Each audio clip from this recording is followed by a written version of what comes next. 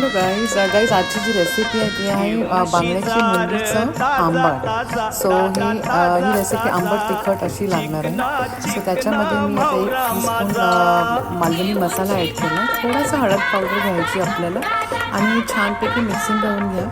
आणि आता ह्याच्यामध्ये तुम्हाला कोकमसुद्धा ॲड करायचं आहे. ह्यातच मसाल्यासकटच तुम्हाला कोकम आणि मीठ ॲड करायचं आहे आणि ते दोन्ही आपण ॲड करून घेऊया. आता ही जी रेसिपी आहे तुम्ही असं नाही का मालवणी मसालाच तुम्हाला ॲड करायचा, तुम्ही कोळी मसाला किंवा एनी लाल तिखट तुमच्याकडे असेल जे एव्हरेस्टचा पण असेल ते सुद्धा तुम्ही ॲड करू शकता. खूप छान टेस्ट लागते आणि मच्छी पण एकदम पटकन 5 मिनटात रेडी होते. आता मी लसूण घातलं आहे. लसणाची फोडणी द्यायची पहिला आपल्याला तेलामध्ये आणि मग जे बांगडा आपण मॅरिनेट केला आहे मसाल्यासाठी ते आपण ॲड करायचं. ह्याच्यामध्ये आलं लसणाची पेस्ट असं काही